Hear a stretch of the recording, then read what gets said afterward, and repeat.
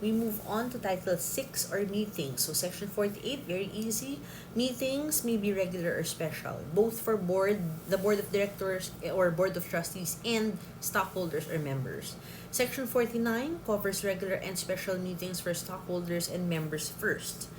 It shall be held annually,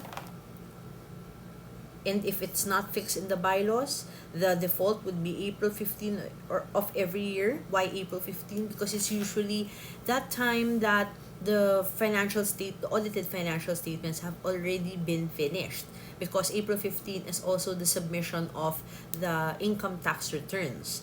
And the reason why that is important is because it will be one of the things that the board must present or endeavors to present to the stockholders, and you will see that here from letters A until K. Written notice shall be sent to all the stockholders of record at least 21 days prior to the meeting, unless a different period is provided. And that now notice can be sent by electronic mail, which was not allowed before. Now, it says here that at the regular meeting, the board shall endeavor to present the following. Again, I said letter A to K. Please note that failure to present these things does not have a penalty under the revised corporation code. Okay, so everything there I will not read anymore, as you can take the time to read it yourself. So for those of you who would want to take a screenshot. What else? And then the continuation would be here. Now, special meetings is provided under this paragraph. And in default of any period under the bylaws, written notice can be sent in as short as 1 week. The notice may be waived expressly or impliedly, provided that general waivers of notice in the articles or bylaws shall not be allowed. So just note that one. Where is that? Now, what is an implied waiver? An implied waiver is when the stockholder actually attends the meeting. Why is it a waiver? You can't say that the notice sent to you was defective, or that you did not receive any notice, because you're actually there, meaning you know. Now, the only exception is if that stockholder or member actually attends the meeting precisely to question the notice. So there are two types. It's not all the time that you see a stockholder means that they waive. They can actually be there just to object specifically. Now, in cases where the person who is required to call the meeting unjustly refuses to do so, the commission can actually issue an order, but there must be a petition first by the stockholder or member. And the petition, why is a petition needed? In order for the commission to determine if the person authorized to call the meeting refused to do so under unjustified grounds.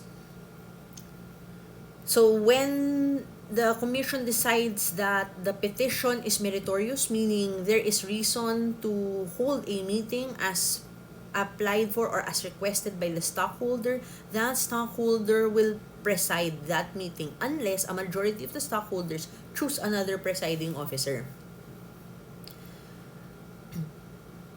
Now, when it comes to having a meeting, so syempre you have to determine quorum during the meeting, no? In order for the stockholders or members to be able to approve of what is in the agenda, what is important would be the stock and transfer book, because the stock and transfer book has an alphabetical list of the current stockholders. Now, if it's a non-stock corporation, the equivalent of a stock and transfer book would be the membership book. Now, the paragraph here that says about closing, it only means that, here, the word closed. It only means that 20 days before the regular meeting would normally be the cut-off.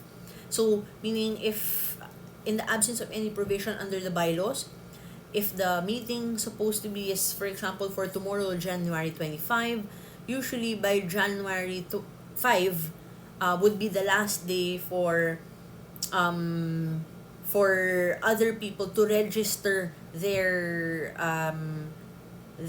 membership, their ownership of stocks. This is usually important when, say for example, I own a share and I have certificate of stock and I endorse it to someone, say to Mr. A. So he will be the new stockholder. Syempre, Mr. A would want to be able to vote for tomorrow's meeting. So the latest would be January 5 for him to go there to be able to register his ownership. So, and we will discuss that later when we talk about stocks and stockholders. Another another period may be provided in the bylaws, but that period must be longer. So if here under the law it says here 20 days for regular meetings and 7 days for special meetings before the books can be closed, it cannot be 19 or 6 days ha. It can only be 21 or longer or 8 days or longer depending on the type of meeting. Now, there can be postponements of regular meetings and there must be a written notice sent to all the stockholders at least 2 weeks prior to the date. Unless, again, daming unless, a different period is required. So, the Commission shall issue rules and regulations stated therein, and that would be under SEC Memorandum Circular number 6 series of 2020. Now, as to the time and place, let's just go over it very quickly. The stockholder and members meetings shall be held in the principal place of the corporation and if not practicable in the city or municipality, provided that if the city is in Metro Manila, say for example Quezon City, then it can be held in Pasig City because it's part of Metro Manila. Now, the notice should be sent through the means of communication provided in the bylaws, so it can be by email, yan, as long as it says the time, place, and purpose. And the lists here under A to D, yan, from here at the top until the bottom, next page, would be the things that must be stated in the notice.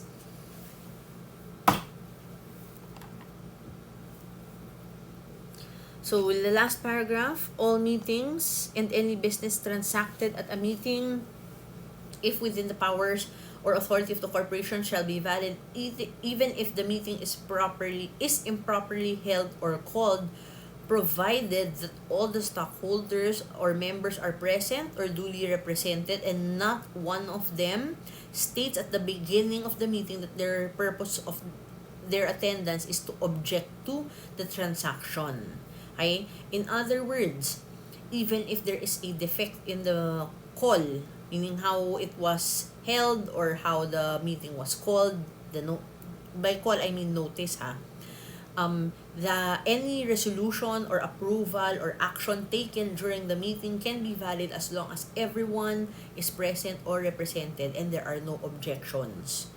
That's why it's important. If you remember, I mentioned earlier, not every attendance is an implied waiver. Because there may be times, especially if it's a very big, it's a very important item in the agenda, there may be some stockholders who might not have been sent talaga notices, but they heard from someone else. So in that case, what they'll do, they'll go there, diba? Enter the room with all the drama and say, I object.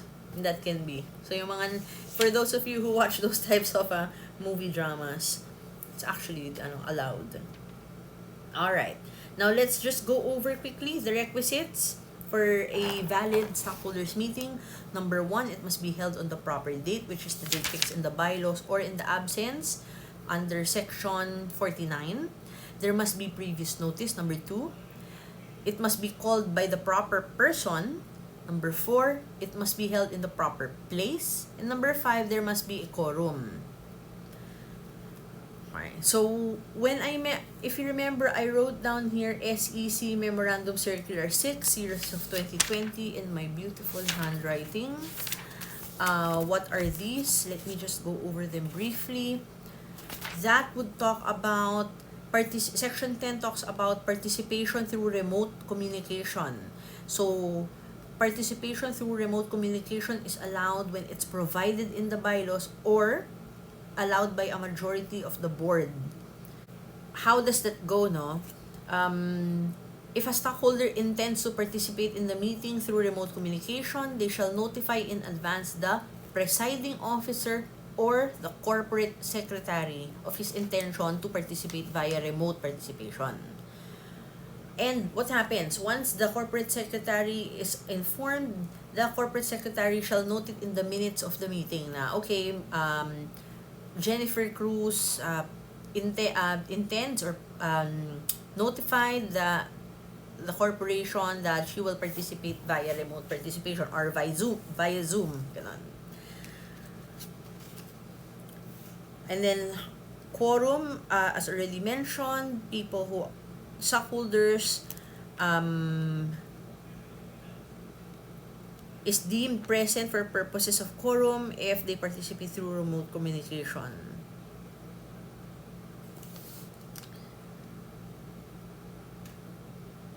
Now, how about what can be voted on through remote communication?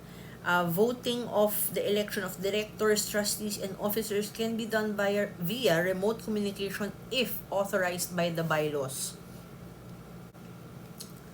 Now, it is not only limited to an authority granted by the bylaws to vote via remote communication. It can also be done if it is authorized by a majority of the board through a board resolution. However, that board resolution shall only be applicable for a particular meeting. If you remember what I mentioned earlier in Title 5, board resolutions are usually for a particular act. And this is one example. So it cannot be that the board will pass a resolution that voting in absentia or via remote communication can be done for the next 5 years or even for the entire year or for any meeting within 2021. That can't be because it's only for a particular meeting. Now, for corporations vested with public interest, they may vote via remote communication even if it is not provided for under the bylaws.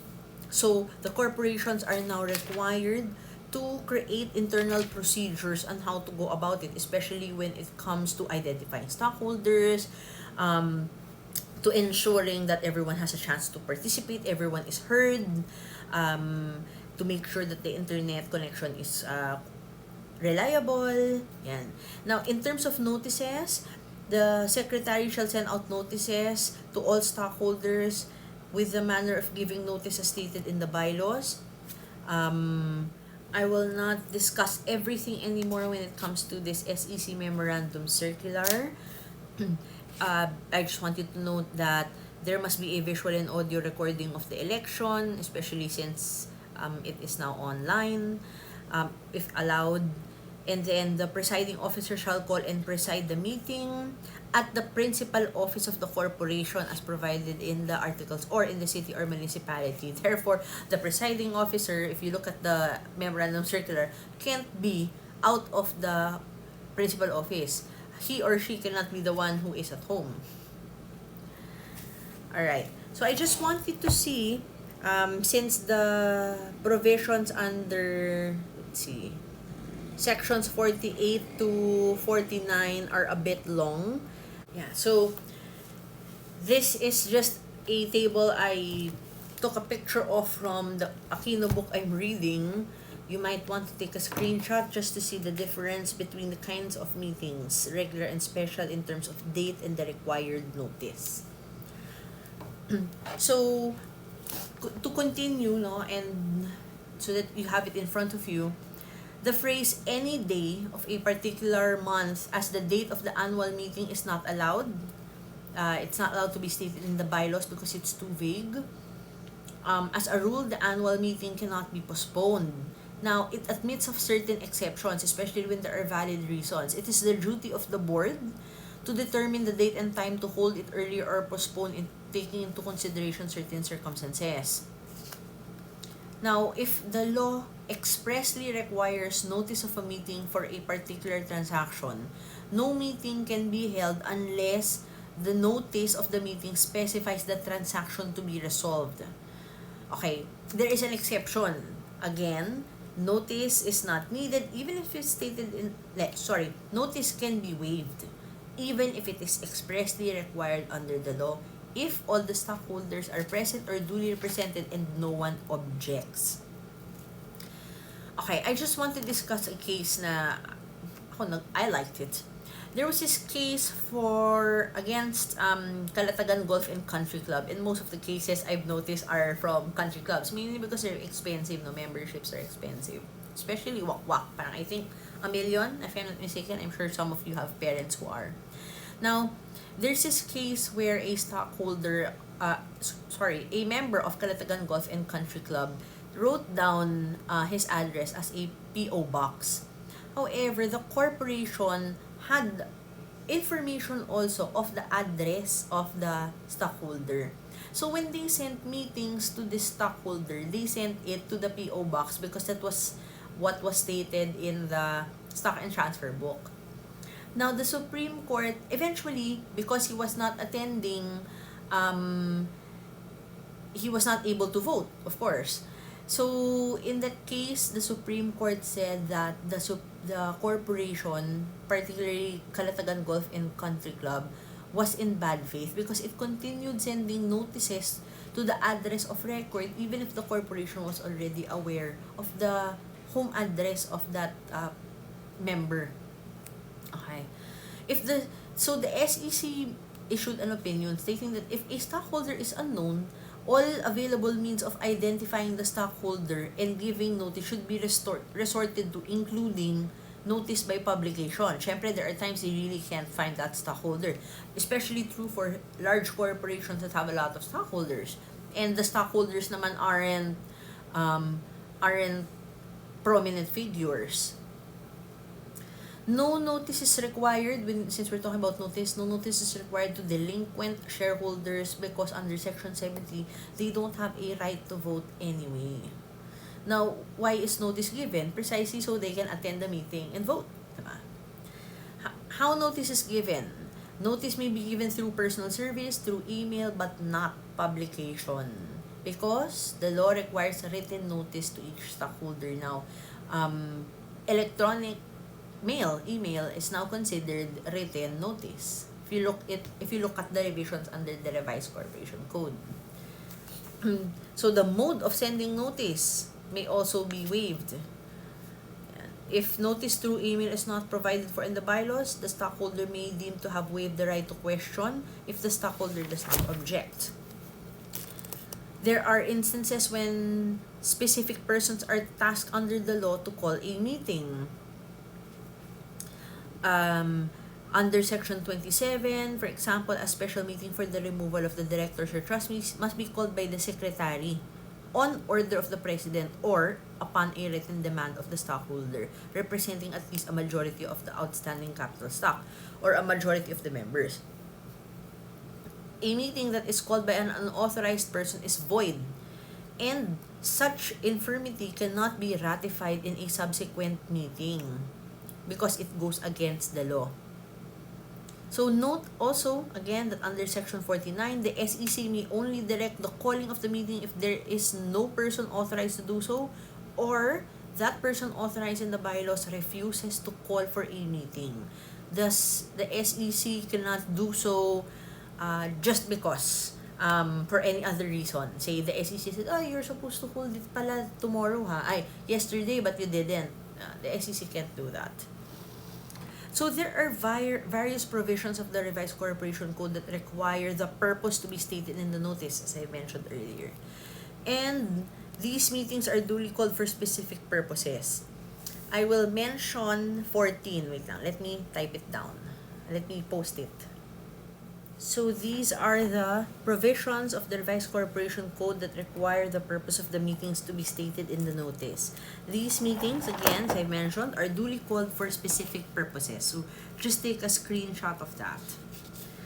So the revised corporation code does not provide that the place of the stockholders meetings can be fixed in the bylaws, unlike for directors, because meetings of directors can be stipulated whether in or outside of the Philippines. So it can be in Hong Kong if they want to. They have lunch there and have their meetings there for board members. So now that what is important, if you notice, we have so much discussion about notice. It's because it's about determining who the stockholders or members are in order to determine who can actually vote, and also for purposes of quorum. The mere inclusion of a person in the general information sheet is insufficient to prove that the person is a stockholder. If we are to choose between the general information sheet and the stock and transfer book, the stock and transfer book is controlling. However, there are instances where if one is to the corporation is to choose between the names of the stockholders under the articles of incorporation and the stock and transfer book, there are times that the articles of incorporation are favored because the stockholder, as the Supreme Court mentioned in one case, the stockholder is not supposed to suffer for any inadvertence that the corporation commits. What do I mean by that? Syempre, if the stocks are transferred to someone else, then the new stockholder will usually go to the corporation showing the endorsement of the certificate of stock so that a new one will be issued. There may be times that the corporate officer or the person authorized to enter the entries in the stock and transfer book forget to do so. In that case, it's not the fault of the stockholder because they already did their part. And we will discuss more later on about how the stocks are transferred from one entity or party to another. So the stock and transfer book, again, as I've mentioned, is not an exclusive evidence of the fact that a person or an entity is a stockholder. As in particular, other evidence like the stock certificate and the date of transfer can be presented. Especially when it is proven the stock and transfer book does not reflect the accurate list of stockholders. Before I forget, if you remember, I was mentioning a while ago SEC Memorandum Circular for 2020. Aside from that, the SEC is empowered under Section 179N of the Code to impose or recommend new modes by which a stockholder, member, director, or trustee may attend meetings and cast their votes. Why is there power given to the SEC? Syempre, technology changes, so it's possible that there may be further advances in technology that the revised corporation, the legislators who created the revised corporation code was not able to contemplate or consider yet. Alright. Now, the code incorporates a one share, one vote policy. Voting should always be on the basis of the number of shares and not on the number of stockholders present. It's because there can be block voting. Because of this one share, one vote policy, corporations are not allowed to issue multiple voting and non-voting common shares, and they are also not allowed to limit the maximum number of votes per stockholder, irrespective of the shares that the stockholder has. This is different from non-stock corporations, and we will talk about later, because under Section 88, non-stock corporations can limit, broaden, or deny the right of members to vote in its articles and bylaws. Now, since we talked about meetings, and if you remember the table that I presented a while ago, there is a difference between special stockholders meeting and meetings of stockholders and meetings of members of the board. Even if there are differences there too, a joint meeting can be done. It is a good practice, however, that if there is a joint meeting, that the minutes for the meeting of the stockholders be separate from the minutes of the meeting of the shareholders. Before I move on to quorum under Section 51, if there are instances that the corporation imposed a registration fee before stockholders or members can attend, that is not allowed. even if it's stated in the bylaws, because that would be an imposition on the exercise of the right to attend. It restricts that right. Right. Now, in terms of quorum, and we have discussed this before, unless otherwise provided in the code or bylaws, a quorum shall consist of the stockholders representing a majority of the outstanding capital stock or a majority of the members in case of non-stock. Now, it can be that the quorum is higher if it is stated in the bylaws.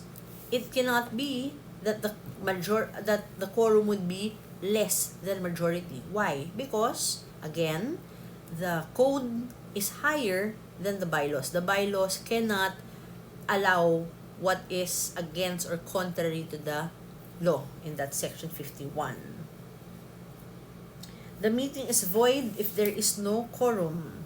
Since quorum talks about stockholders and members, for members, we are talking about actual members with voting rights. These are the entities counted or persons counted in determining quorum.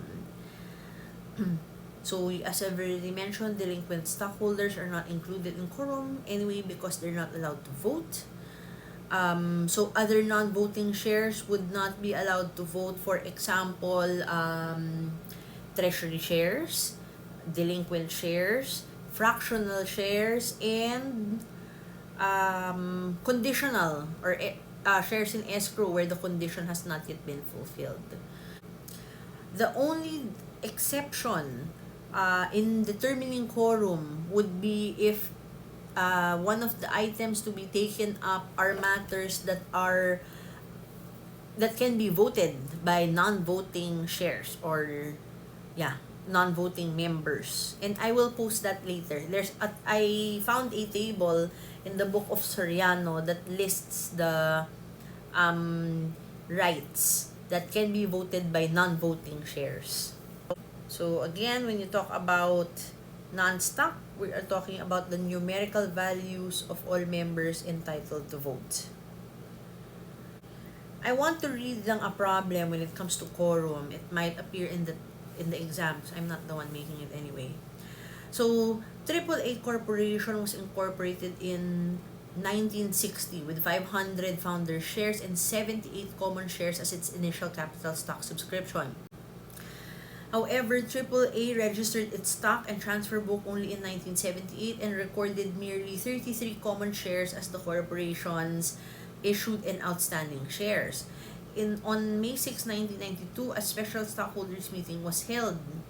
At this meeting, what would have constituted a quorum? This was asked in the 2009 bar. So the answer was the presence of stockholders holding 290 shares constitutes a quorum. Why? Because since there is nothing in the problem that indicates that there are non-voting shares, the outstanding capital is the total of the founding shares, that's 500, and the 78 common shares. So 578 at 50% is 289 plus 1. Yeah. So that would be the quorum. Section 52 talks about meetings of directors or stockholders, whether regular or special. So here, quorum is at least a majority of the directors, except for the election of officers, which will require the vote of a majority of all to be valid as a corporate act. We already mentioned that in a previous video. That's why there are already highlights there. Regular meetings shall be held monthly unless the bylaws provide otherwise, meaning the corporation may specify in its bylaws that the meeting shall be held quarterly instead of monthly. Special meetings may be held at any time upon the call of the president or as provided in the bylaws. It can be done outside of the Philippines. Notice must be sent at least 2 days prior to the scheduled meeting, unless a longer time is provided in the bylaws. Why is it very short? Because board members are normally Well, number one, there are less of them, so it's easier to notify. Two, since they are generally in charge with the management operation of the corporation, it is logical to think that these board of directors must be easy to reach and by the corporation. Directors who cannot physically attend may participate and vote through remote communication. Although they are allowed to vote by remote communication, they are not allowed to attend or vote by proxy. And when it comes to related party transactions, which we previously discussed, the director who has any potential interest must recuse or not participate in the voting without prejudice to the compliance under Section 31. So here, when it comes to directors of the board, the quorum is the same even if there is vacancy in the board. We mentioned this in a previous video. If the required quorum cannot be satisfied because of the vacancy, the remedy is for the stockholders to fill the vacancy. If there is a quorum at the start of the meeting can still continue even if some of the directors will leave thereafter. An action of the board during a meeting which was irregular for lack of notice may be ratified either expressly or by the action of directors in a subsequent legal meeting or impliedly by the corporation's subsequent course of conduct. So one of the differences, unless an extraordinary measure shall be passed during the regular meeting, notice need not indicate the agenda or the matters to be taken up. This is different from a stockholders meeting. Again, because board of directors are expected to meet often. So, more or less, usually, they already know what will be part of the next meeting, what will be discussed. However, the agenda should be included in the notice of special meeting because usually special refers to other matters outside the ordinary course of their business. So the SEC Memorandum Circular 6 also applies here. What I noticed in the difference is that although the revised corporation code does not require an agenda to be included in regular meetings, the SEC does require the agenda to be stated there. So I just wanted to note that. Now, when it comes to roll call, the presiding officer shall instruct the corporate secretary to make a roll call. It's so cute. They shall state the full name and position, their location, confirmation that they can clearly hear and see other attendees, and confirmation that they received the notice of the meeting, including the agenda and materials. And they should specify the device that they are using, whether it's smartphone, tablet, laptop, TV, etc. When it comes to voting, the presiding officer shall direct the corporate secretary to note the vote of each. And the vote can be done by email, messaging service, as in pwede FB Messenger, or such other manner as may be provided in the internal procedures. That's why the corporation must create its own set of internal procedures. The vote shall be sent to the presiding officer and the corporate secretary for notation. Now, how about minutes? When will they sign it? They will sign it whenever it is practicable or on a reasonable time after the meeting. So, there is a previous memorandum circular that actually required the recording of the proceedings by electronic means or by tape. And this is not a violation of the Wiretapping Act because all the parties are aware that it is recorded and there is implied consent. Section 52. Let me show you the table.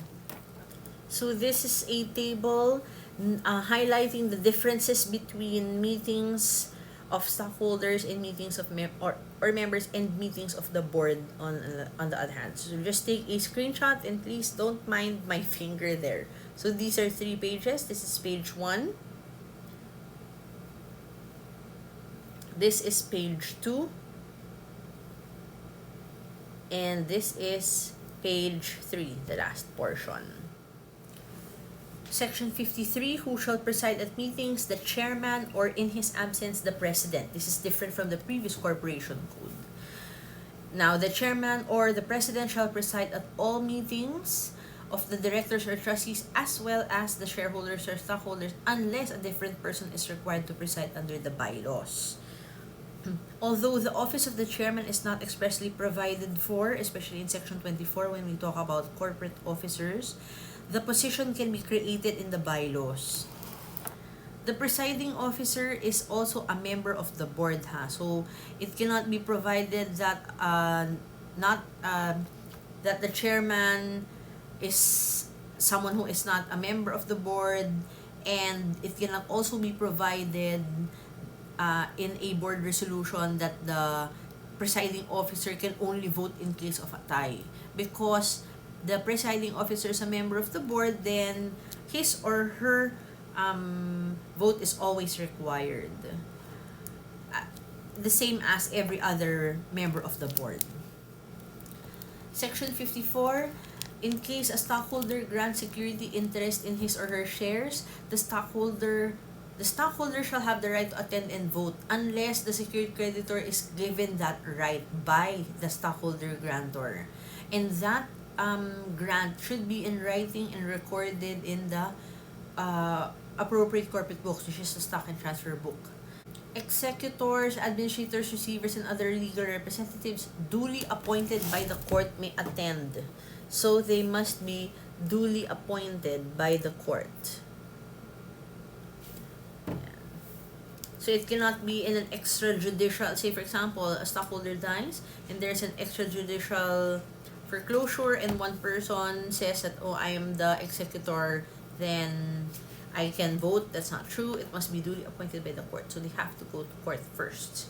And in cases that they are appointed by the court, there is no more need for a written proxy, obviously, because who can execute the proxy in cases of deceased stockholders? I will mention this again, but I'd like to mention it as early as now. When it comes to transfer of shares, the death of a stockholder does not automatically make the heirs the stockholders of the deceased stocks. This is different from the law on succession, because for those of you who want to take up law, or those of you who just want to know, upon the death of a person, the ownership already goes to the heirs. It's just that it first goes through the estate to settle the taxes, and everything before. But in terms of the right, it already goes straight to the heirs automatically. So a stockholder whose shares are subject to security interest is covered under a separate law, Personal Property Security Act. How about escrow shares? Where a stock certificate is deposited in escrow as security for a promissory note, with instructions to the holder to deliver the certificate to the payee of the note, and stock so delivered and transferred to the payee in the books of the corporation, then the payee transferee has the right to vote. Stocks, the rule is that stocks deposited in trust or in escrow can vote as other trust stocks whenever a title and ownership is vested in the designated persons. Now, Section 55 talks about voting in case of joint stock ownership. The consent of all shall be necessary in voting for shares owned jointly unless there is a written proxy signed by all. Authorizing one or any other person does not have to be one of the co-owners. So when you say and or, one can already vote because the word or is there. And any one of them can appoint another person. Section 56, voting right of treasury shares, they don't have voting rights. They are not part of the outstanding capital stock. Manner of voting for proxies. So they may vote in person or by proxy in all the meetings when so authorized. The stockholders may also vote through remote communication or in absentia, provided that the votes are received before the corporation finishes the tally of the votes. And these people who are participating in absentia are deemed present for purposes of quorum. Now, when you talk about proxies, It shall be in writing. These are the formal requirements. It must be signed and filed with by the stockholder or member in any form authorized in the bylaws and received by the corporate secretary within a reasonable time. So it would depend on the circumstances of the case. It shall be valid only for the meeting unless it is stated in the form. The default is it's only valid for the meeting for which it was intended. But in any case, whether a longer period is given in the form, it can never be longer than 5 years at one time. So a proxy form is a form of agency. It need not be notarized because all that is required is that it be in writing. The proxy only has the right to vote. He or she does not have legal title over the shares, so they cannot be elected as directors even if they are the ones present. So bylaws may also provide for the submission and validation of proxies. The bylaws may provide a cut-off date for the submission of proxies to make it easier to verify the due execution or the authenticity of that proxy. Under the implementing rules to the Securities Regulations Code, in the absence of any provision fixing a deadline in the bylaws, proxy shall be submitted not later than 10 days prior to the date of the meeting. Now, it is illegal for a corporation to adopt a rule that a stockholder who fails to attend a meeting or fails to appoint a proxy is deemed to have appointed the chairman as the proxy. That's not allowed because the appointment of a proxy is a purely personal right. So there may be a specific proxy for a particular event, a particular meeting rather, and a continuing proxy, which is here, the one at the latter part. That even if it's a continuing proxy, the only requirement is that it does not exceed 5 years. It is also allowed that even if there is a continuing proxy, the bylaws may provide that the proxy can only be valid for 3 years. That's okay. So the proxy must have been given by the person who is the legal owner and is entitled to vote. The bylaws may impose restrictions as to the persons who can be proxies and the manner of voting them. So a proxy can be given to 2 or more persons jointly. If 3 persons are appointed and all of them attend, all 3 of them must agree upon the vote, and in case of conflict, the rule of majority governs. Now you'd be wondering, why would there be 2 or more? These are in cases of block voting, say 100,000 shares are accumulated for block voting, and these are owned by 100 stockholders. So the 100 stockholders can execute their own proxy forms appointing A, B, and C. In that case, A, B, and C have to vote together, and in case of conflict, majority wins. Now, a proxy can be revoked at any time unless it is coupled with interest. Meaning it is not a proxy is not appointed for free. It may be revoked in writing, orally, or by conduct. Now, what if the stockholder executes 2 proxy forms? The last proxy is deemed to revoke the earlier proxies. What if both proxies are not dated? Usually when you say the later proxy, you look at the date when it was executed. If both proxies are undated and both are mailed to the corporate secretary, the one bearing the latest time of the day of the postmark is counted. If they are not mailed, then the time of their actual presentation is what is counted. Failure to affix the documentary stamp does not affect the validity, mainly because it's not there in the law. The only adverse effect of such failure is that it cannot be recorded as a public document, so it cannot be used as evidence in court. This is important in real life because for large corporations, most of the time, what is contested is the proxy form. Section 58, voting trusts. Yan. It is created when one or more stockholders confer upon a trustee or trustees the right to vote in other rights, but it must not exceed 5 years at a time. So it must be in writing. Yeah, the formal requirements here shall specify the terms and conditions thereof. And it must be filed with the corporation. So just read that. So although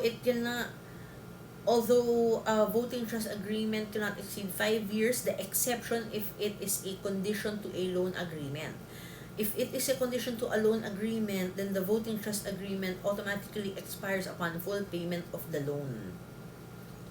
So unlike a proxy, a voting trust agreement must be notarized. Otherwise, it is not enforceable.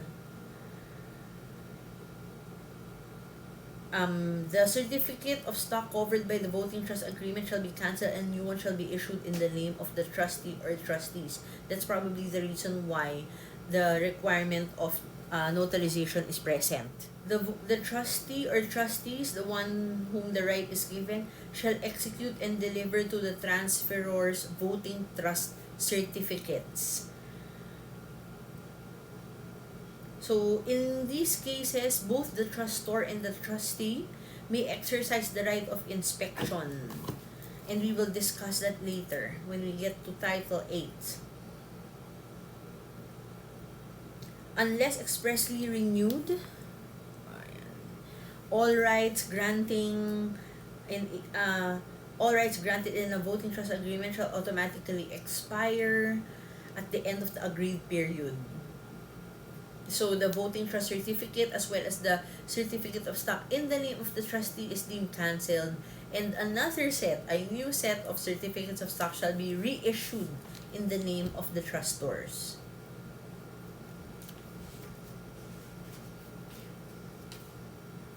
So a voting trust agreement is not governed by the law on agency. It is because it is not revocable at will. In agencies kasi you can revoke the authority at will. So the purpose, what are voting trust agreements used for? Usually it is to concentrate shareholder control in one or few persons who can control the corporate affairs. It is used in corporate reorganization where it may be used to give control to former creditors who were reduced to stockholder status. And it may be used by founders or incorporators to retain control. So again, it's in the law, but I will just read it quickly. The steps. Number 1, the execution and notarization of the voting trust agreement. 2, a certified copy to be filed with the corporation and with the SEC. Otherwise, it's ineffective or unenforceable. 3, the certificate of stock covered by the trust agreement will be cancelled. A new one will be issued in the name of the trustee. And it must be stated that it is issued pursuant to a voting trust agreement. 5, the transfer shall be noted in the books. And 6, the trustee shall execute and deliver to the trustor the voting trust certificate, which shall be transferable naman. So the trustor can assign that voting trust certificate to someone else. Legal title to the shares is acquired by the trustee, and that's the difference between this and a proxy. Therefore, a trustee can be elected as a director in the company. In other words, the trustor or the stockholder does not have the right during the life of the voting trust agreement. So, what happens? The previous stockholder, the trustor, now becomes an equitable or beneficial owner only. What is the difference between the two? Proxy and voting trust agreement, it's right in front of you. Just please take a screenshot. Voting trust agreement is also different from voting agreements where a group of shareholders agree to vote in a certain manner, like block voting. So in cases of voting agreements, it's not stated here, just a normal agreement. It can be verbal. It's actually a pooling arrangement. So before we end, as promised, these are the summary rules on voting by stockholders or members. Just take a screenshot for your reference. And I will see you in the next title.